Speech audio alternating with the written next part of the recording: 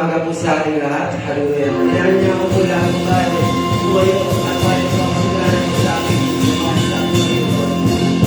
Kapag natin po yung sa umaga ito. Hallelujah. Hallelujah. Ang maraming sige sa ating Diyos. Amen.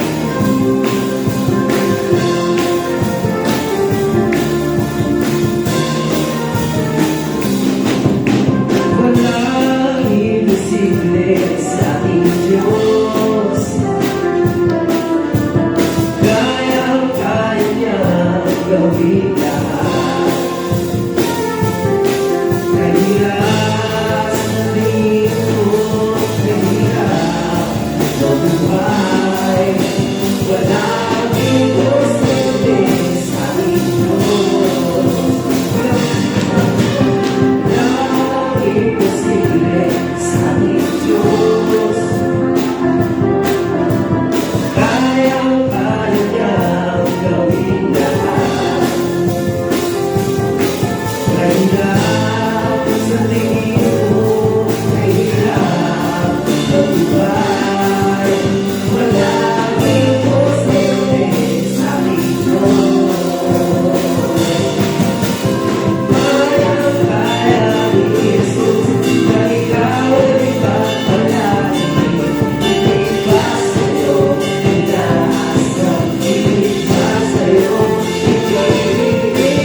ibibigay ng Diyos. Pangako ni totoo, sobra-sobra pagpapalit ng dahilan. Walang imposible sa ating Diyos. Kaya niya gawin lahat. Kahirap sa tingin mo, kahirap mabuhay. Walang imposible sa ating Diyos. Walang imposible sa ating Diyos. Kaya niya gawin lahat. Kahirap sa tingin mo, kahirap mabuhay. Walang imposible sa ating Diyos. Kaya ni Jesus na ikaw ay magpalagi. Hindi pa sa'yo inaasam, hindi pa sa'yo ibibigay ng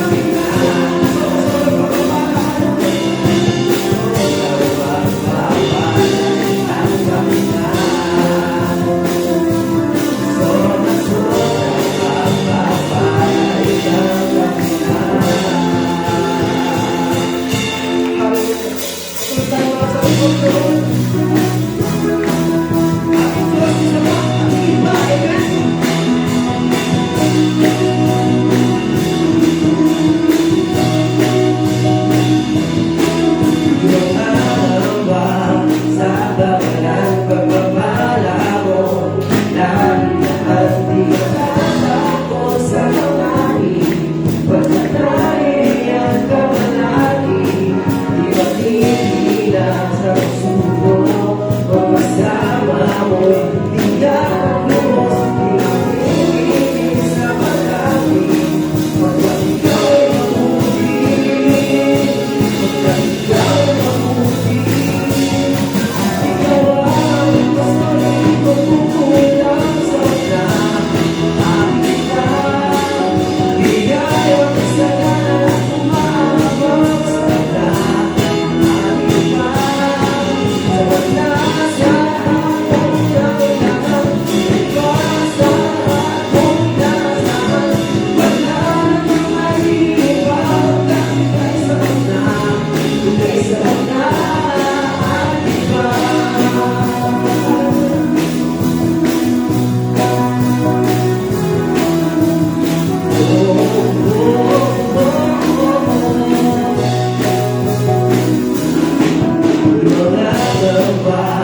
Sa kawalan, pagpapala mo'y nangyayari. Di matatakot sa panganin, pagkat nariyan ka palagi.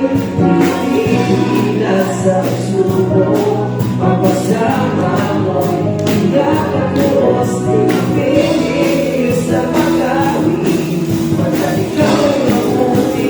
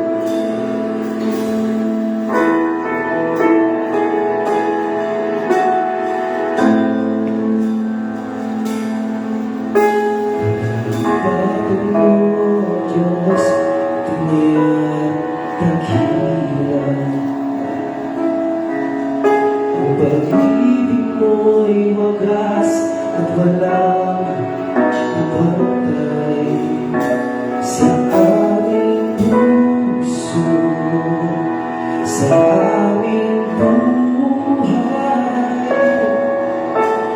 Papuring nagsamba ialay. Bukas mo ngayon, magpakailanman, lumalhati ka.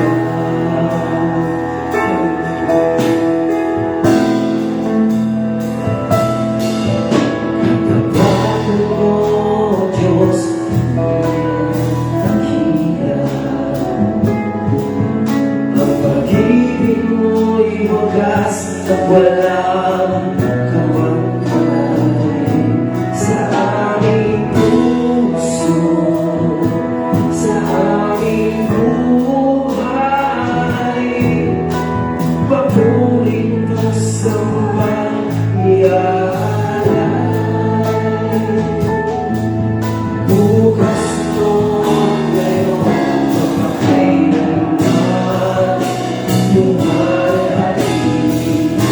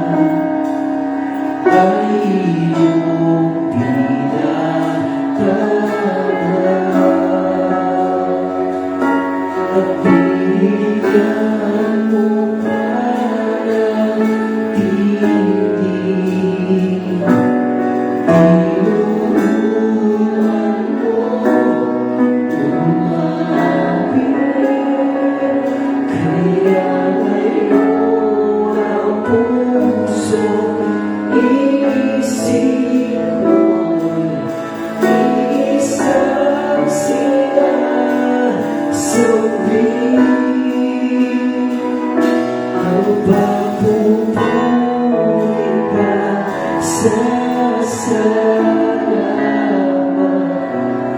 ay sa'yo lamang nararapat ang tunay na awit ng pagsamba sa'yo lamang iaalay, Jesus.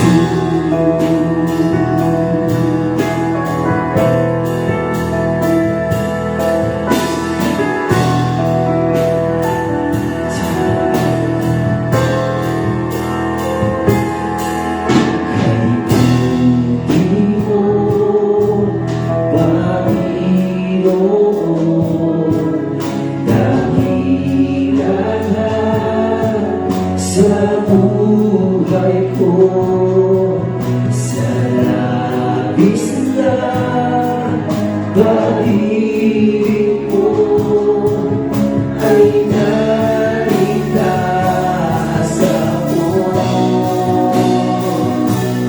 Hindi man karapat-dapat ang iyong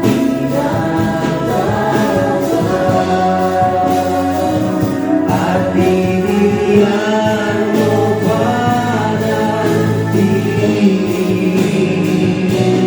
Tinuruan mo umawit, kaya ngayon ang puso inisip ko'y inisang sinasambit.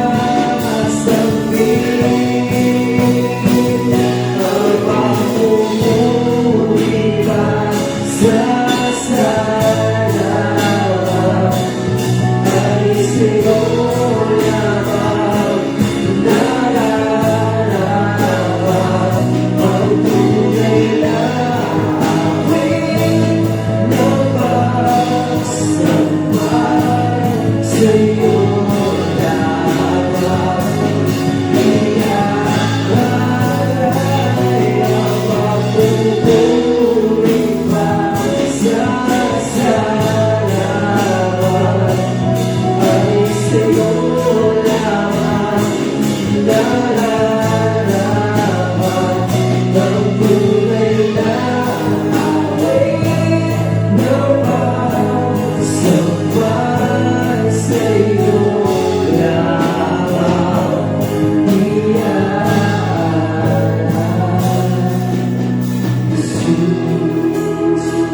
minsan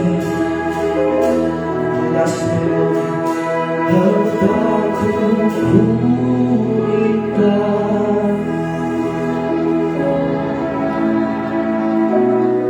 ay sa'yo lamang.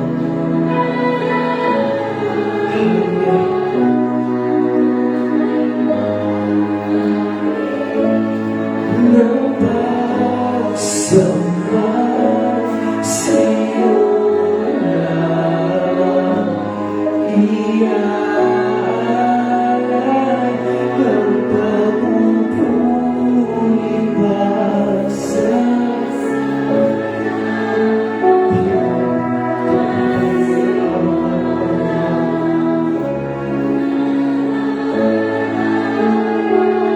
ang tunay na awit ng pagsamba sa'yo lamang iaalay ang pagpupuri pa sa salamat ay sa'yo lamang nararapat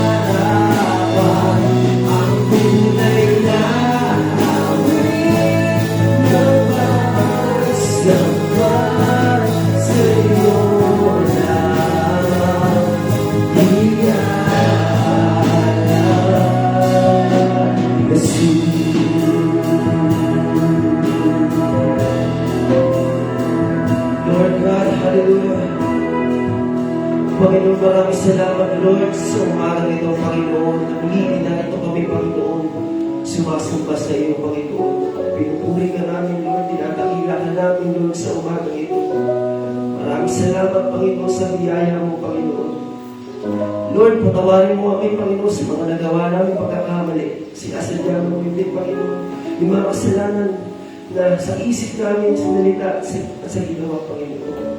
Patawarin mo kami, Panginoon. Sa oras na ito, Panginoon, nagpapasalamat kami, Panginoon, na narito kami, Panginoon. Hallelujah. Panginoon, talagin mo po, Panginoon, na aming pagsamba sa umaga nito, Panginoon. Ito po ang papuri at pagsamba sa dakilang pangalan ng iyong anak na si Jesus. Lahat ay magsabi na Amen. Sige po, tayo pwede natin yung tayo. At sabay-sabay po natin basahin ang salita ng ating Panginoon. Mula sa aklat ng ikalawang Hari, Kabanata 5, mga talatang 1 hanggang 2. Sa Syria ay may isang pinuno ng hukbo na nagngangalan Naaman. Mataas ang pagtingin sa kanya ng hari, sapagkat sa pamamagitan niya ay pinapagtatagumpay ni Yahweh ang Syria sa labanan. Si Naaman ay isang magiting na mandirigma, ngunit siya ay may sakit na keto. Minsan, ang mga taga-Syria ay nakapilap ng isang dalagitang Israelita. Naging katulong ang dalagitang ito ng asawa ng Naaman. Ni Naaman, sinabi nito sa kanyang Panginoon, kung ang asawa ninyo ay lalapit sa propeta na nasa Samaria, tiyak na pagagaling siya niyon. Ang marinig ito ni Naaman, pumunta siya sa hari at ibinalita ang sinabi ng dalagitang Israelita. Sinabi naman ng hari, sige, pumunta ka at papadala ako sa iyo ng sulat para sa hari ng Israel. Pumunta ka si Naaman na may dalang 350 kilong pilak, 5,000 pirasong dito at 10 magagarang kasuotan. Purihin po ang pagbabasahan ng kanyang buhay at nananasalita.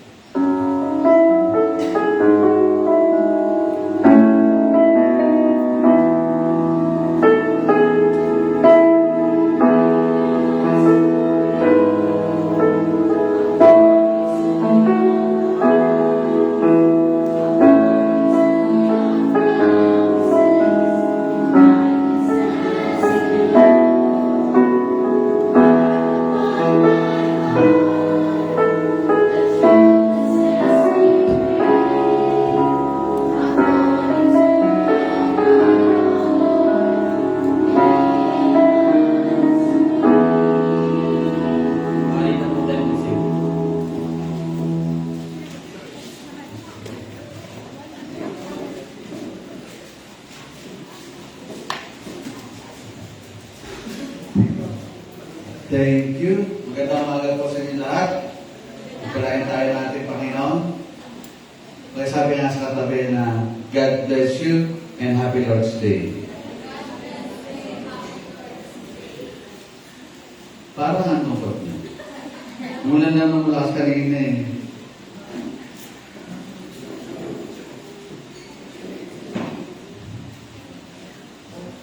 Anyway, babalik ko ako dito pero nung nakikita changes. At ako nagpapasalamat kasi na-encourage po ako sa mga nagaganap at kaganapan sa ating simbahan. Kaya sabi nga sa tabi, blessed ka talaga. Doon po sa ating pinasa ay may mga nabanggit na pangalan, si Naaman. Si Naaman po ang bida sa ating kwento ngayong umaga. And I just hope na sana ay meron tayong matutunan sa ating mensahe ngayong umaga sa pamagitan ni Naaman. Sino ba si Naaman? Pinakalamin natin ngayong umaga. From pride to purity. The Naaman story. Parang pelikula lang yun. Tignan natin. Mga kapatid, ngayong umaga ito, ay titignan natin ang kasaysayan ni Naaman. Sino si Naaman at bakit siya ay naging bida sa kwento natin ngayong umaga. He was a powerful man and painful problem. Meron siya, si Naaman ay isang dakilang tao, hindi kilala sa Syria, pero meron siyang problema. Anong problema niya? May ketong siya. During the time, sa Old Testament, ang ketong ay sumpa. Kapag kayo may ketong, hindi siya basta sakit ng katulad ngayon. Noong 1980s, ang ketong ay wala pang cure. Pero ngayon, meron na. Kaya lang, naubos niya yung balat natin. Nakakita na ba kayo ng tao may ketong? Hindi pa. Sa Novaliches, merong isang area doon, sa Tala, Novaliches, ay ospital na mga may ketong. Pero sila ay pagaling na. Ang talagang nagdurusa ng ketong nasa Palawan. Kung saan meron pinamalaking percentage ng dalagang bukid ang inaanin. A powerful man with a painful problem. He was a commander, a warrior, a man of honor and success. Pero siya ay may ketong. Tingnan nyo, sa lahat ng biyaya na dumarating sa buhay natin, napakaganda ba ng buhay natin? We have all the things in life na pwede natin bilangin para pagpapara sa atin. Pero in our hearts, in our lives, meron isang kulang sa atin. Akala lang natin wala, pero meron. Bakit? Kasi hindi natin alam that our relationship with God, pagka nagsuffer yung relasyon sa Diyos, ibinabagsak na tayo ng spiritualidad. At pagka bumabagsak yung spiritualidad, lahat nadadamay sa buhay natin. Akala mo lang wala nadadamay. Later on, makikita mo na napakahunghang na pala ng buhay mo dahil malaking spiritual life mo ang nawawala sa buhay mo. Naaman was a powerful man. He was successful and a budget soldier. Merong under him, merong mga 4 hanggang 6 sundalo under his command. Ganon siya katibay sa military during his time. At ang sabi ko sa verse 1, kinikilala siya ng hari ng Syria bilang dakilang sundalo ng kanilang kapanahunan. History teaches us that no matter how great a person is, still, we are lacking something, and that is the presence of God in our life. Kahit na sabi na nila, makaptan mo man ang buong mundo, mawala mo ng kaluluwa mo at tiyak na pupunta sa impyerno, sayang ang iyong pinaghihirapan at pinagpapagalan. Ang kasaysayan po ni Naaman ay magtuturo sa atin paano tayo bilang isang tao ay makikita natin na outside ng buhay natin, meron pa rin tayong kulang. Meron pa rin tayong nahanap. At nahanap pa rin at the end of the day. Ang kasaysayan po ni Naaman ay hindi lamang po tungkol sa pisikal na katayuan ng kagalingan, kundi tungkol din po sa pride, humility, obedience, and the grace of God. These things ang tatalakayin natin. Sana maunawa natin at makita natin for the period of 30 to 45 minutes, may share ko sa inyo sino ba si Naaman.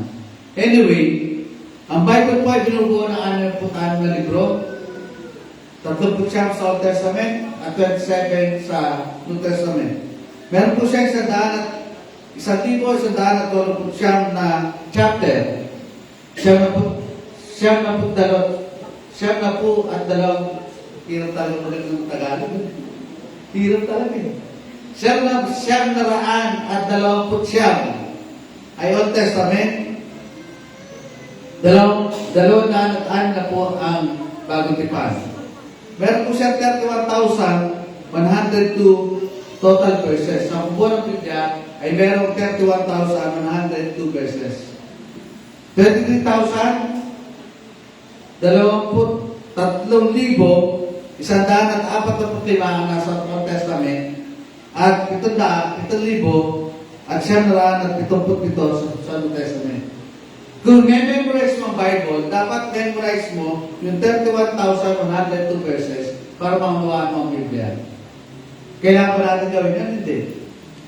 Kailangan natin tugay-gayin yung mga bagay na magbibigay sa atin ng karunungan para malaman natin kung ano ang tunay na karugan ng Diyos sa ating buhay. Hindi natin kailangan memorize yung 66 books, 1,189 chapters, and 31,102 verses. Ang kailangan mga natin, makita natin ang kalooban ng Diyos para sa ating mga buhay. Una, sinama po ay great man with a great needs. Dakilang tao, dakilang lalaki, kinikilala, has been acknowledged as one of the valiant soldiers ng Syria, pero may pangangailangan pa rin. Sabi mo nga sa tanong, ikaw, meron ka pa rin pangangailangan. We are still in needs in everyday's life. Hindi naman natin pwede na bawat araw natin, kompleto tayo eh. Meron pa kukulang, meron pa kukulang. Katulad din naman, kilala man siya, mayaman man siya, he was a great soldier, pero meron pa rin siya pangangailangan. Because kailangan niya ng kagalingan. Kaya nga nangyayari, dahil kailangan niya ng kagalingan, there were times na pag kami nabalita siya, susundin niya talaga, di ba? Ganon din ang mga Pinoy. Yung mga Pinoy, pagka merong sakit na malala, kung saan meron kong galing yung pinupuntahan niya. Kung saan yung sikatal ko lang, pinupuntahan, kila, wala reklamo. Pero sa buhay niya, bago siya nagkaroon ng karamdaman, ang dami reklamo sa buhay. Ang daming inaanak na hindi niya nakikita, pero nasa kamay naman niya. Alam niyo yun? Ang daming inaanak, pero nasa kamay mo lang. Kasi noon, naging pabaya tayo. Nung malakas yung katawan natin, hindi natin pinapansin. Pasok ng mga ano sa katawan natin, at yun nagdala sa atin para magkasaroon tayo ng sirang katawan na yun. Ano sabi ng Bible? Ang katawan mo ay templo ng banal na Espiritu. At ang sabi doon sa 1 Corinthians 6:19, ano lang? Wawasakin ng Diyos, gigibayin ng Diyos ang sino mang magsisira ng templo niya. Eh ngayon, wala tayong authority, wala na tayong magagawa. Sira na, wasak na katawan natin. Kaya, anumang gawin natin, na gusto man natin maglingkod kay Lord, wala na. Kasi, hindi na kaya ng katawan natin. Buti, hindi ako umabot sa ganung sitwasyon. The Bible says about naman in verse 1,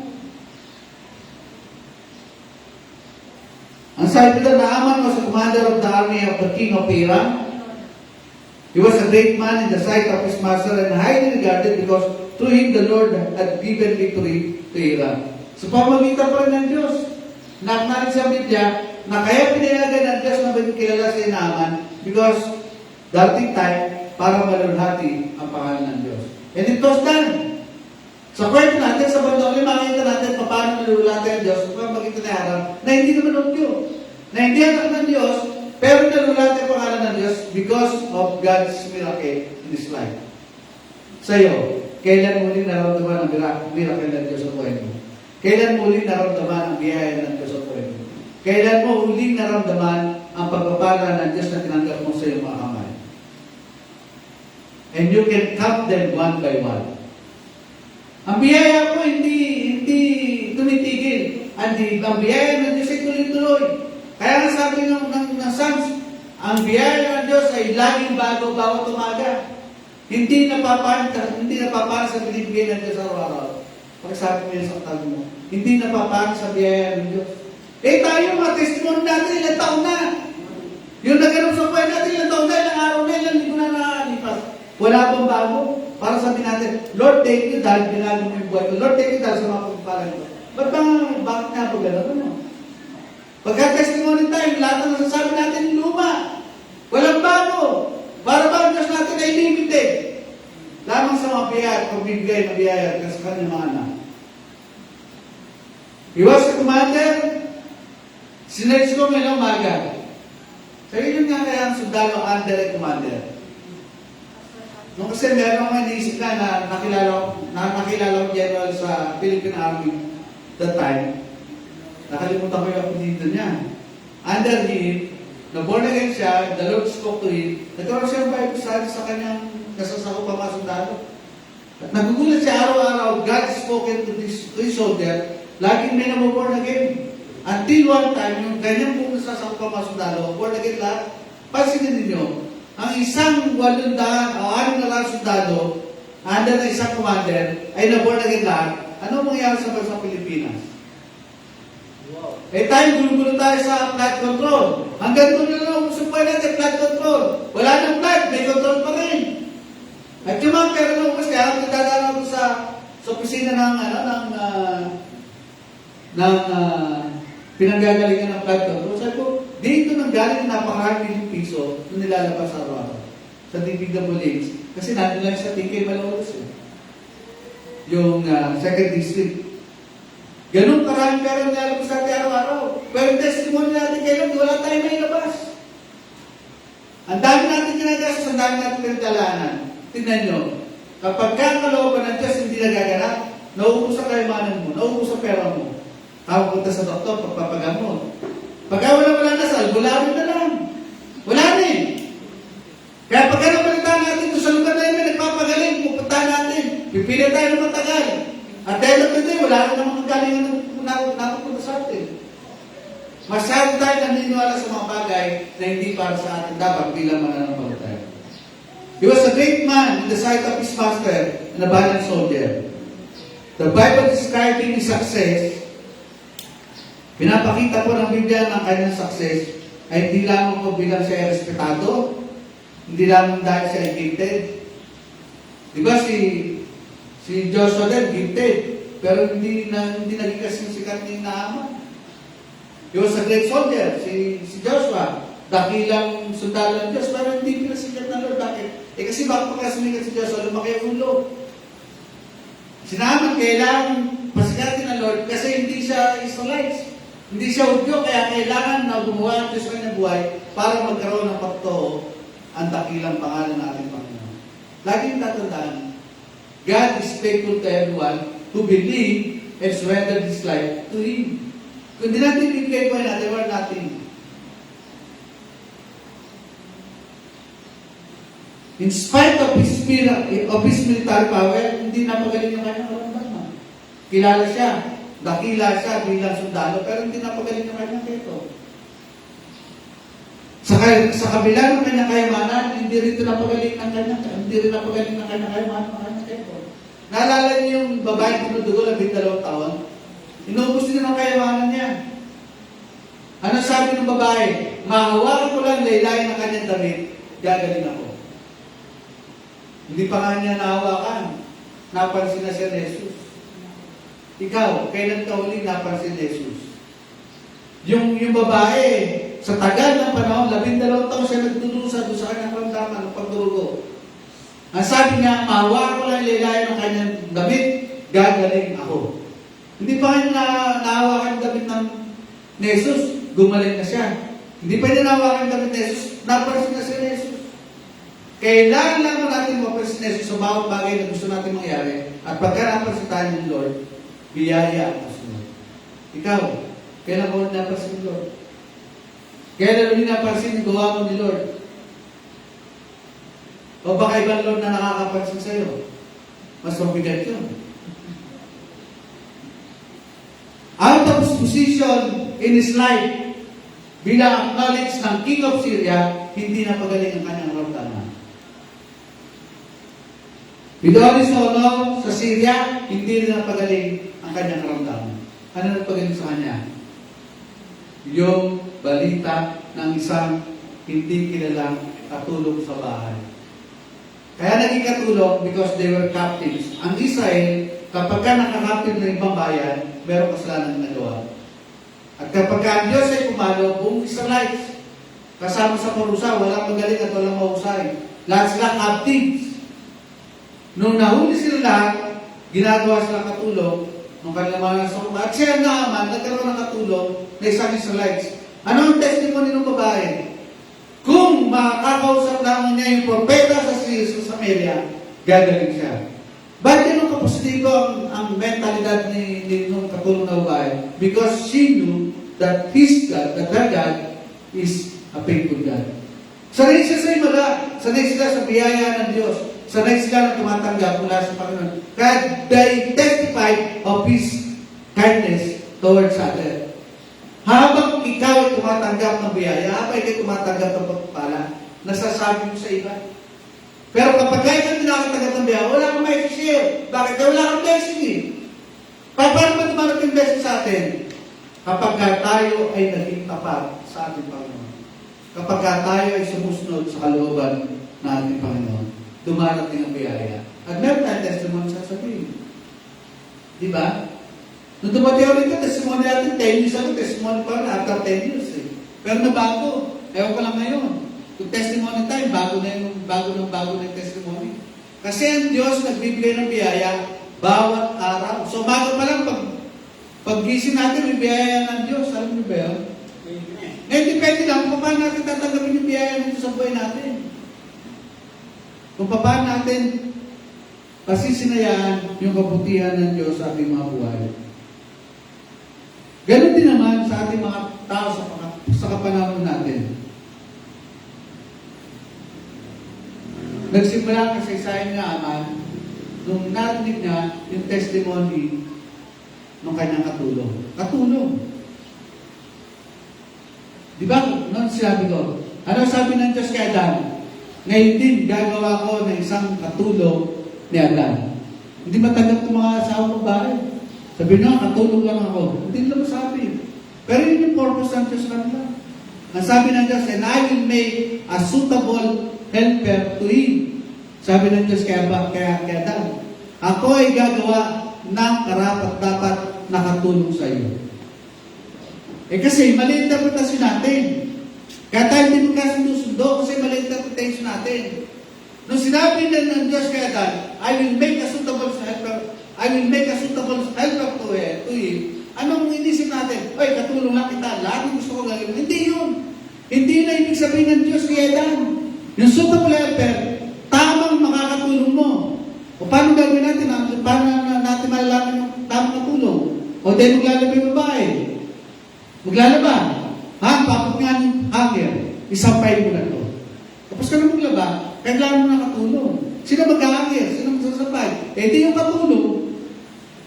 Nagluluto ka. May ginagawa pa. Tuloy mo yung pagluluto. Ano gagawin ng katulong? Tatapusin yung luluto. Kasi katulong. Yung babae. Sila initiated lang. Tayo naman lang. Gusto natin tayo nag-initiate palagi. Pero hindi natin alam, for that particular purpose ng Diyos, ang pagiging katulong na iba, hindi yung katulong na katulad na namin sa natin. Tumutulong siya sa kanyang asawa. Yun ang proper na word. Kung ano pinapagawa ng Diyos sa lalaki, yun ay tinutulungan ng babae. Yun ang tamang ibig sabihin niya. Sabi sa verse 2, now bands of raiders from Aram had gone out and taken a captive young girl. Anong testimony ng babae? She was young. She was captive. Pero meron siyang daladalang hope. Ano daladala niya hope? Yung iniwan niya sa Israel. Iniwan niya sa Samaria. Sino yun? Yung propeta ng Diyos. Because she believes that there is something God can do out of nothing. Naniniwala siya bakit? Kasi naranasan niya. Tandaan niyo, hindi tayo makapagbibigay ng patotoo kung hindi natin naranasan. Ano ibibigay ng patotoo ngayon? Wala ka namang kasaysayan na ginagawa ngayon kasama ng Diyos. Tinigin mo yung karapatan ng Diyos na kumilos sa buhay mo because we disobeyed Him in many circumstances in our lives. Balik lang natin. Paano mangyayari? Balik lang natin. Because God is not yet done with you. Hindi pa tapos ang Diyos. Meron pa siya gagawin. Araw-araw meron ginagawa Diyos sa atin para makita natin ang banal na kalooban ng Diyos sa buhay natin. Hindi yan matatapos sa isang araw. Hindi yan matatapos sa problema, sa suliranin ng mga bagay. Tatapusin ng Diyos ang buhay natin ayon sa kanyang banal na kalooban. Pagka namatay tayo, end of the world. Hindi end of the world. End of our story. Katulad din naman, natapos ang kasaysayan niya nung siya ay nabago, nung gumaling ng kanyang ketong. He was captive. She was unknown. Hindi siya kilala. Isa lang siyang katulong. Sabihin niya natin, isa lang akong katulong. Hindi niya masabi. Hindi natin masabi, no? Na tayo katulong. Sige, sabihin niya, isa lang akong katulong. Talaga hindi masabi, no? Pero yung babae na ito, katulong ito. But God used him for a commander who have all the wealth, who have all the things in this world, pero ginamit ng Lord, sino? Katulong niya. Alam niyo ba yung boss ko dati, si Sweden King, yung may-ari nga dito, group of companies, tsaka ng Wise 10, tsaka ng Victoria Court. Naboard again yun dahil sa isang sekretary na walang kwenta, hindi kilala. Hindi siya nakapag-aral ng mataas, tapos ng foreign course sa pagiging secretarial course. Napunta sa aning group of companies, nagpe-pray, taga-planan yun, wala kayo yun. Kababayan natin. Taga-planan din lang yun. When she got born again, he prayed that God would use him, that God would use her for the ministry. Wala siya ginagawa, pasok sa ano. One time, yung boss naganap ng tamang mensahe. Naranasan niya maging Buddhist, naranasan niya maging ganito, naranasan niya gumawa ng mga bala para sa mga pain. Nag-hire siya ng 10 lalaki na gagawa lang ng bala para ibigay sa NPA. Araw-araw yun. Papasok ka na 8 hours, gagawa ka ng bala ng baril. Gano'ng maraming bala magagawa nun? So, ibigay lang ng boss namin sa NPA, that time. At dahil dami ng pera, kahit sino ba ba, pwede na kuhanin. And one of the famous actors in the Philippines, naging babae mo. Hindi ko na sabihin pangalan mo, kilala niyo kasi. Baka machismis pa, madaan pa, kailan wala na ako sa trabaho, tsaka pa nasa Santen. My boss has wealth in this world. Sabi nga namin, boss, kahit hindi ka na magtrabaho ng buhay mo, hindi ka na maghihirap. Mananatili yung katayang bilang doon, bilang king. Kasi ang dami ng pera. Kasi isang araw, kaya kumita na ganito ng 1 to 4 million a day. Neto. Di ba? Kakunti bang pera yun? Hindi.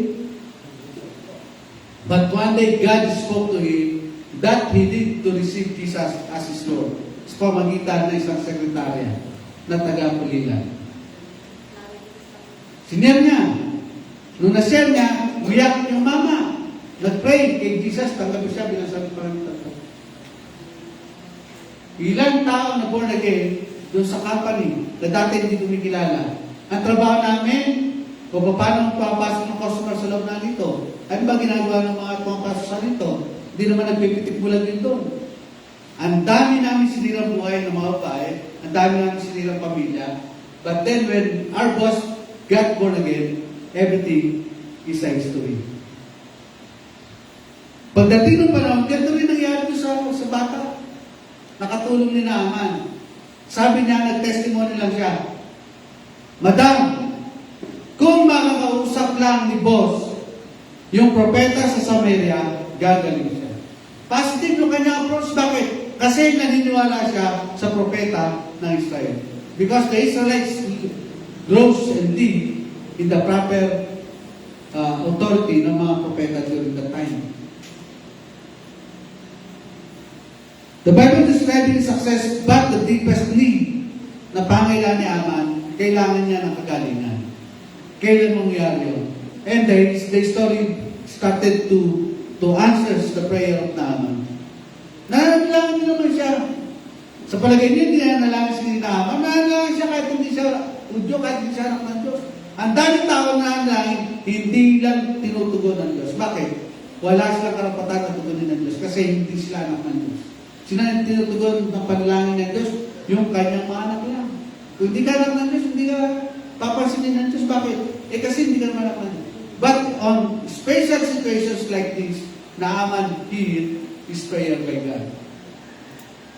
Pero meron siya action, di ba? Nung narinig niya, sabi nung sa asawa niya, meron pala propeta doon sa Samaria, nagpapagaling, pwede kang gumaling, puntahan mo. Anong decision ni Naaman? Right now and then, kaya pupunta ko punta siya sa kanya hari. Nagsabi siya na pupuntahan niya yung propeta. Ano sabi ng hari? Sige, susulat ako sa hari para sa iyong kagalingan. Sumulat siya. Pagdating sa Samaria, pagdating sa Israel, siyempre punta siya at Sikol sa king of Israel, si Joachim. Binigay niya yung sulat. Anong ginawa ni Joachim? Pinunit yung damit niya. Yung kanyang pagiging aritin, pinunit niya. Bakit? Ang sabi niya, papaano? May galit ba sa akin ang iyong hari? May galit ba ang hari sa akin na harang? At bakit gagawa ko na yung malakas na hindi ko kaya gawin? Narinig nabalitaan ni Elisha. Sabi, pinuntahan niya yung nagpadala siya ng mensahe doon sa hari. Sabi niya doon sa hari, papuntahin mo sa akin, gagalingin. Tignan niyo kung paano gumawa ang Diyos ng himala, kung paano mag-perform. Hindi miracle na bigla, may process. Tayo pagkamingin tayo, gusto natin agad-agad. Hindi ka naman agad-agad na pinagpapala. Bakit? Kasi hindi ka naman agad-agad sumusunod eh. Pagka hindi tayo pinagpapala ng Diyos, maayaw tayo, nakakayaw na tayo agad. Kung sino-sino na pinupunta natin, lahat na nga ng Mumbai, nakita natin eh. Lahat na nga ng Mumbai, napunta natin, parayan lang natin ang tulong. Pero yung Lord ba, napuntaan mo na isang maigsipan lang, Lord, kailangan mo ng pera. Kailangan mo itong pambayad ito. Kailangan mo ng ganito. Pero proseso ng Diyos meron. Hindi siya basta nagbibigay. Pinoproseso ng Lord because God has a purpose in every situation in our life. Hindi pa pwede bigay na nabigay si Lord. Kailangan din meron kapalit. Bagamat hindi nag-aangat ang Lord ng kapalit. Pero bilang tao, hindi tayo nangingi dahil kailangan natin. Nangingi tayo because that is the purpose of God. Tignan nyo. Kailangan natin ng Savior. Ang kailangan natin sa Diyos, tagapagligtas at Panginoon na ating buhay. Yung pagiging tagapagligtas, nangyayari na. Kaya ka natin total. You got born again, nagkaroon ka ng tagapagligtas. Paano yung pagiging Diyos ng Panginoon? Paano yung pagiging Panginoon ng Diyos sa buhay mo? Hindi nangyayari yun. Madalas, ang Panginoon natin, ganito yung sinasabi natin sa ating Panginoon, Panginoon, Lord, Panginoon, Lord, Panginoon dito, Lord, Panginoon dito, Lord. Hindi Panginoon ang nasasabi natin sa panalangin, kundi ginagawa natin supplier. Kaya sinasabi, Panginoon, Lord, Panginoon, Panginoon, kung Panginoon. Panginoon, paano Panginoon dito? Panginoon doon. Puro tayo Panginoon, puro na tayo niya. Pero ang ating Diyos ay may purpose sa buhay natin. Kapag nakita natin layunin ng Diyos sa buhay natin, magiging mainam yung buhay ng lalakad natin. Why? Because we do the will of God and His purpose in our life. Pangalawa, a great man with a great need, healing. Wala naman siya ibang healing eh. Nung nalaman niya na mayroong magpapagaling sa kanya sa Israel, ano ang hakbang niyang ginawa agad? Ano ang desisyon niyang ginawa? Hindi siya nag-isip, bukas na lang kasi parang uulan eh. Bukas na lang kasi baka wala siya doon. Hindi. Nung narinig niya na meron isang pwede magpagaling sa kanya sa Samaria, nagdesisyon siya agad. Pumunta sa kanyari at nagpaalam. Nag-file ng vacation leave. Ba't ka nagpa-file ng vacation leave? Eh, minabalitaan ako na mayroon siyang propeta doon sa Samaria na pwede ang pagalingin. Pagka-file ng vacation leave, pinirmahan ng hari. At sabi niya, sige, pumunta ka, dalhin mo to. May pasalubong pa. Sinama. Di ba? Yung bandalan niya na ama, konting pera, hindi. Malaking pera na pwede magamit na sa negosyo. Alam niyo ang biyaya ng Diyos kapag ang Diyos nagbigay ng biyaya, nagbigay ng blessing sa atin, tandaan niyo, hindi konti. Hindi kulang. Laging sobra ang biyaya ng Diyos sa atin. A person may be respected, gifted and admired, but still carry a hidden wound in his heart. Kailangan ko ng kagalingan. Dahil that time, kapag may keto ka, alam ng tao na meron kang sumpa sa iyong katawan bilang isang tao, bilang isang sa buong pamilya. Ganun ang ketong noon. Ngayon hindi na. Kasi may kagalingan ng keto. Diba, no, nirap-nirap tayo dun sa COVID. Kasi hindi na alam kung paano gagamitin. Eh, nung nalaman na ganito lang pala kadaling gamitin. Problema ba ba ang COVID sa atin? Hindi na. Kasi natuklasan na yung gamot. Eh, paano kung hindi na? Ganon din naman yung ketong that time. Dahil ito ay sumpa. Yung kondisyon niya Aman, sinasabi na lahat ng bagay sa mundo ito hindi sagot sa kanyang karamdaman. Only the power of God is the only answer in His problem. Sa palagay niyo, si Naaman baliwala lang sa kanyang ketong niya, bagamat siya magaling na sundalo. Tapos pagkasundalo siya, kung parang na yan, dami sinusuot. Sa init na kanyang suot, yung kanyang ketong magagalit at lagi lang mga maganong gusto. But then, God's purpose has happened according to His will.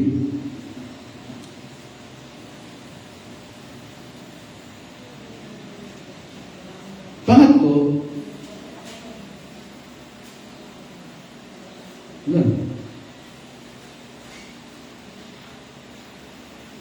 humble obedience bring restoration. Sabi mo, ang mapagpakumbabang pagsunod ay nagdadala ng pagbabago. Restoration. Hindi pinapalitan, binabago lang. Yun yung word na restoration that must be happening in our lives. Hindi natin kailangan palitan yung ating katawan. Hindi natin kailangan palitan yung ating character. Or nothing in our life, kinakailangan palitan. Hindi. Kailangan lang i-restore. Yung dati ikaw, binabago lang ng Lord. Kaya nga nangyari at naisulat yung 2 Corinthians 5:17 sa Bible. That if any man is in Christ, is a new creation. Is a new creation. All things are passed away. Behold, all things are become new. Hindi pinalitan yun. Nirestore lang. Binago lang, pinaganda lang. Yung may sira, ginawa. Yung kulang, dinagdagan. Nirestore lang. Bakit? For the purpose of changes. At nung nagbago yung kanyang buhay, anong ginawa niya yung Naaman? Pumunta sa kanyang hari, nagsabi ng paalam, at pumunta sa Israel.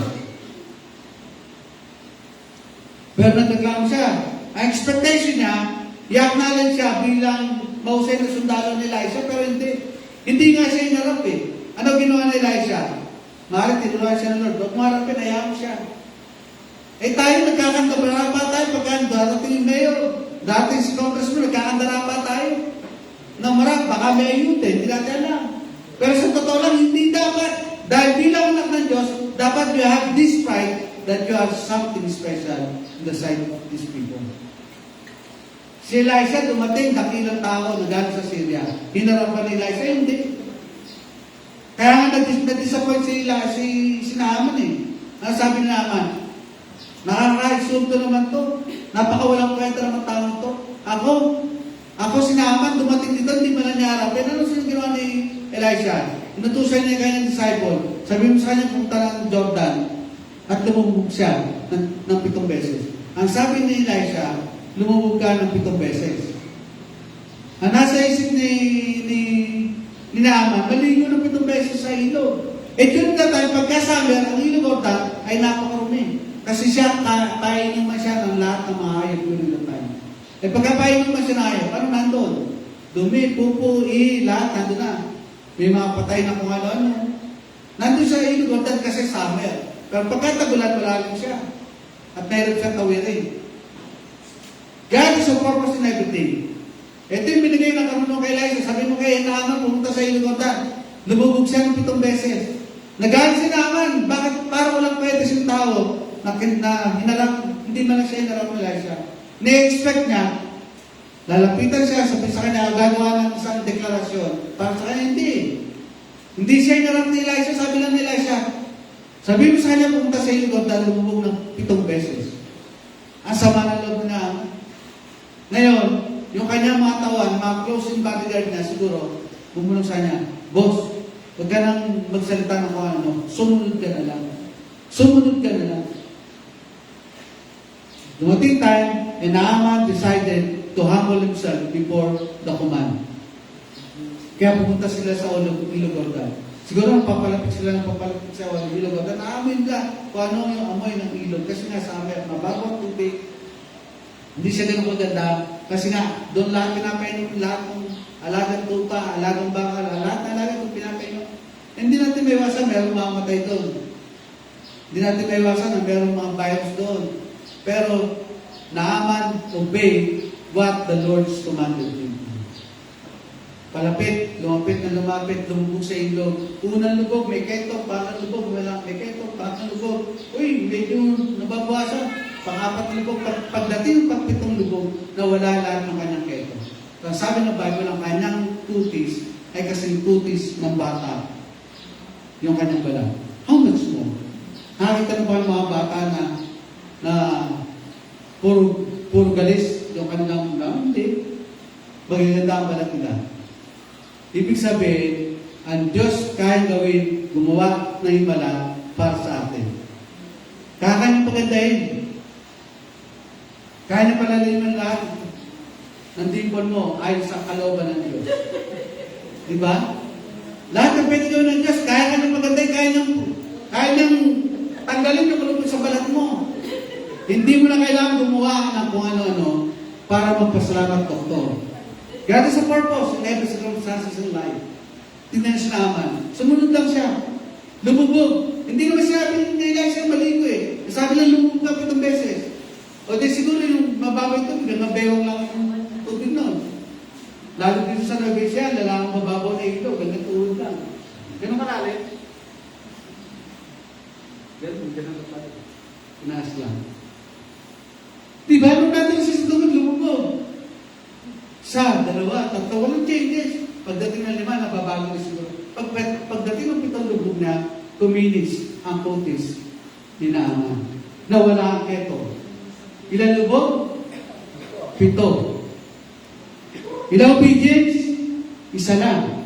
Sumunod siya 1 beses lang. Lumubog ng 7 beses. Ang utos sa kanya, pumunta sa iyo, Jordan, lumubog ka ng 7 beses. 1 lang utos.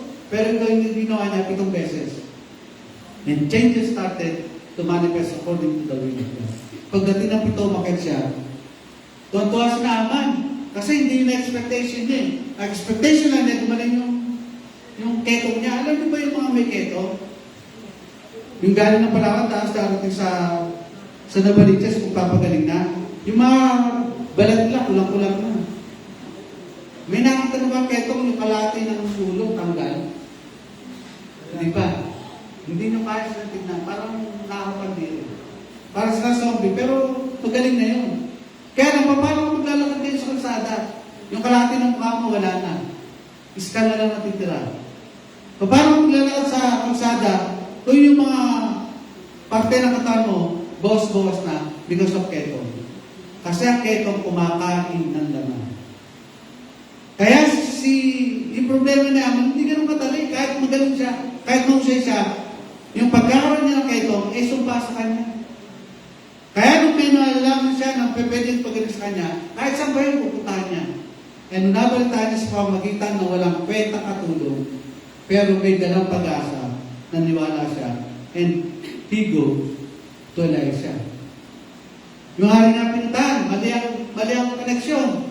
Kasi sabi nung katulong, kung makakausap lang niya, yung propeta sa Samaria, sino pinuntahan ng hari? Ano alam ng hari ito? Wala.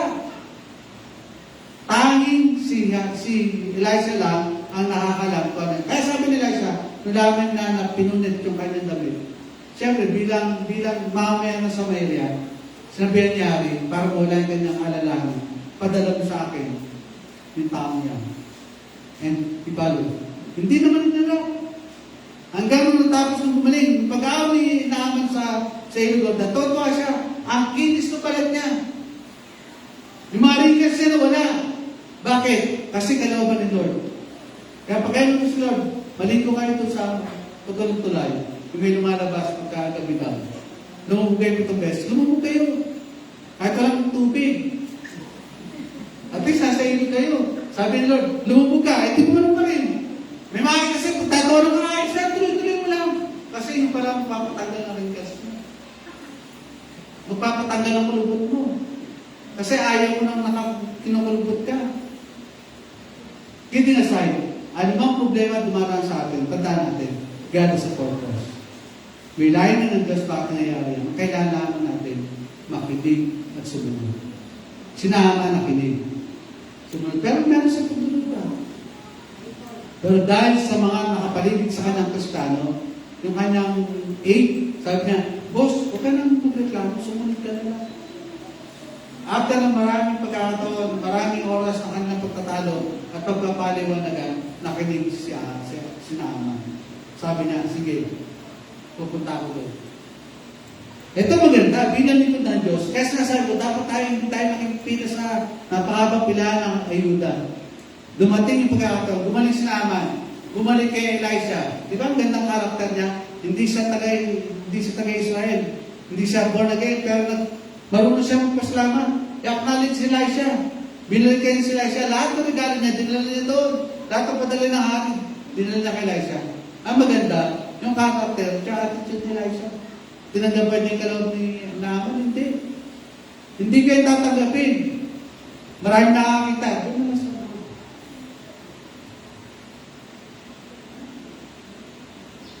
lagi natin tatandaan that our life has a purpose. Pakisabi sa katabi, importante ka kay Lord. At dahil sa importante ang Lord, may plano ang Diyos sa buhay mo. At yung plano na yan, dapat mo hanapin. Dapat mo alamin. Dahil pagka nakita mo yan, tapos ang kwento ng Diyos para sa buhay mo.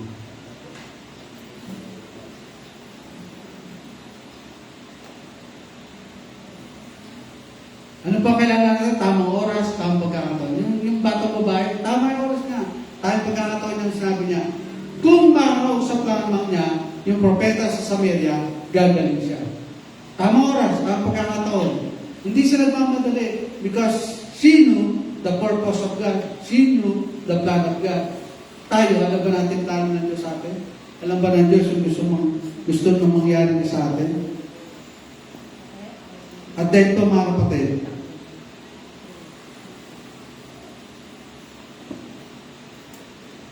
tinuruan po tayo ni Naaman ng tatlong clear lesson. First, that a person can be great and still desperately needy. Tinuro sa atin Naaman, gaano man ang tinatangkil natin sa buhay, gaano man ang meron tayo, gaano man ang meron tayong kailan, darating time, kakailanganin mo si Lord. Kasi, ganun kanya kamahal. Kung dumadaan ka sa pagsubok ngayon, dumadaan ka sa decision making, seek God first. Hanapin mo muna si Lord. Diba?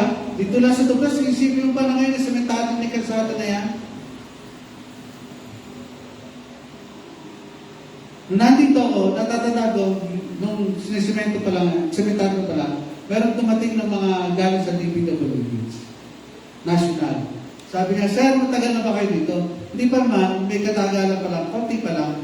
Sabi, bakit po? Kasi po, ito po ba kalsada ninyo, matagal na semento? Hindi ko alam po kasi bago lang ako dito. Pero bakit po ganito yung semento? Ganito yung kalsada niyo? Yung kalsada natin maliit sa original plan. Dapat yan 4 ways. Bakit? Kasi magiging national road yan, papuntang Nueva Ecija.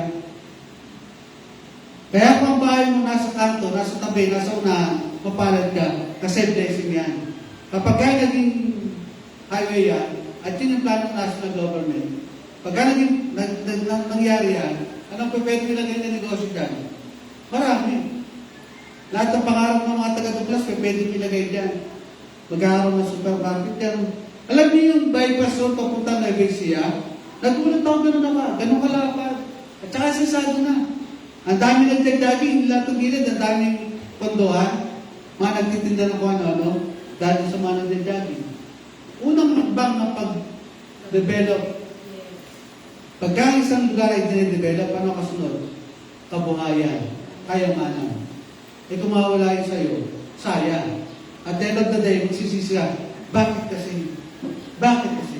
Bakit kasi? Wala nang tayo yun. Bakit eh? Tapos na. Ano yung pangalang tinuro sa atin? That God often speaks through simple words and humble people. Yun lang dapat na yan. Ang taong usap hindi sa magagaling. Ang taong usap sa mga taong humble, hindi hambuga. Ang Diyos nakikipag-usap sa mga taong humble, mapagpakumbaba at handang sumunod sa Diyos.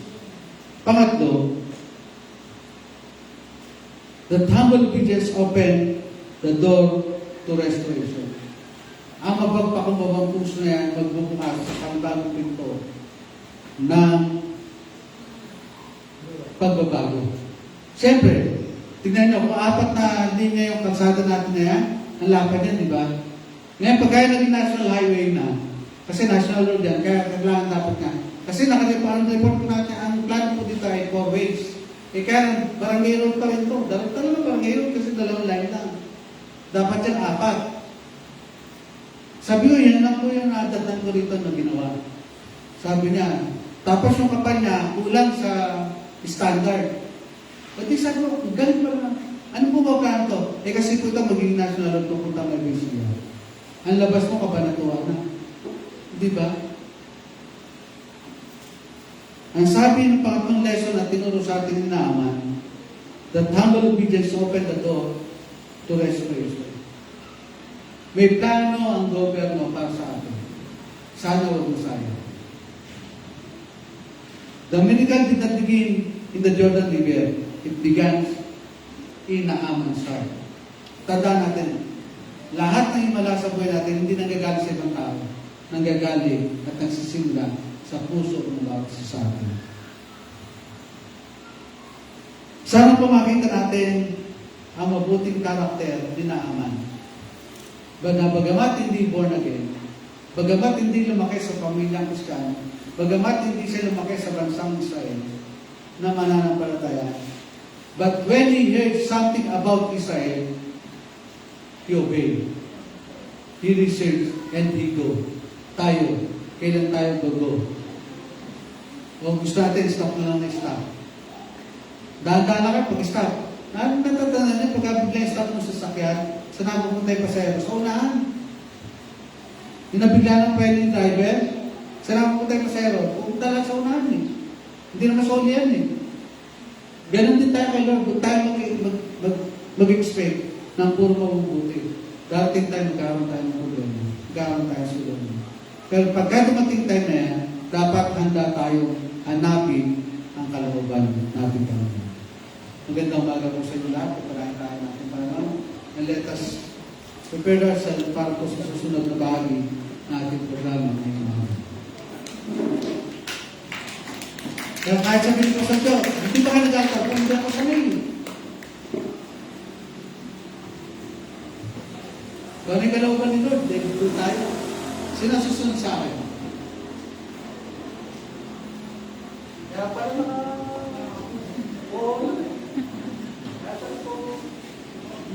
Tayo mo dumako sa pagbibigay. Sabi ko sa Corinto, 2 Corinto 9 verse 7, ang bawat isa ay dapat magbigay ayon sa kanyang pasya. Maluwag sa loob at hindi napipilitan lamang, sapagkat iniibig ng Diyos ang ibibigay ng may kagalangan. Tayo po'y manalangin. Aming Amang mapagmahal sa mga langit, lumalapit po kami sa inyong banal na presensya na may pusong puno ng pasasalamat at pagpupuri. Maraming salamat po sa inyong walang hanggang pag-ibig, awa at katapatan sa aming buhay. Kinikilala po namin ang lahat ng aming tinatanggap ay nagmumula sa iyo. Kahit buong kagalangan namin inaalay ang aming mga ikabok at handog bilang pagpapakita ng aming pagsambat pananampalatayang pasasalamat. Ama, dinadalangin po namin ang bawat nagbibigay na may patuloy mong pagpalain ng kanilang kabuhayan, kalusugan at buong sambahayan. Gantimpalain po ang kanilang tapat at masayang puso sa pagbibigay, hindi lamang material na bagay, kundi higit spiritual na pagpapala at kapayapaan at magmumula sa iyo. Dinadalangin din po namin ang mga kapatid may hangaring magbigay, ngunit sa ngayon ay naghahanap sa kabulangan. Panginoon, ikaw ang nakikita sa kanilang kalagayan at tapat nilang puso. Buksan mo po ang pintuan ng oportunidad. Pagkalooban mo sila ng marangal na hanap buhay at sapat na kabuhayan upang matulungan ang pangailangan ng kanilang pamilya.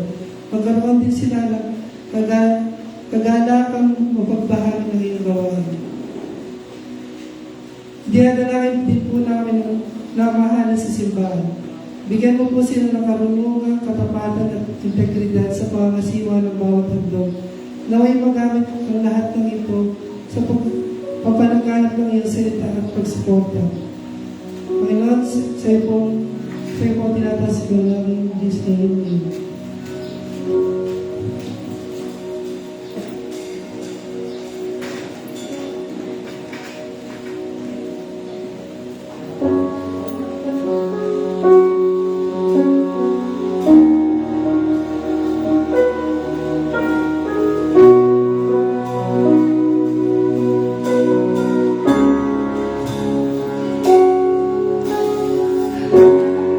Holy Spirit,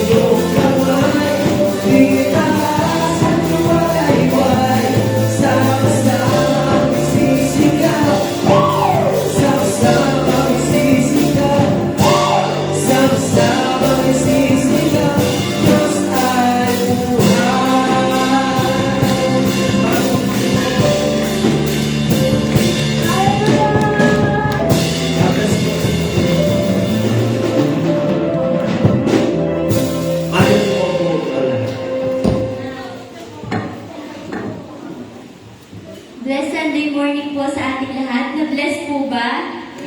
Amen. Bago po tayo umuwi, meron lamang po tayo ilang announcement. Una po dyan ay ang ating prayer meeting. Inaanyayahan po namin kayong dumalo sa ating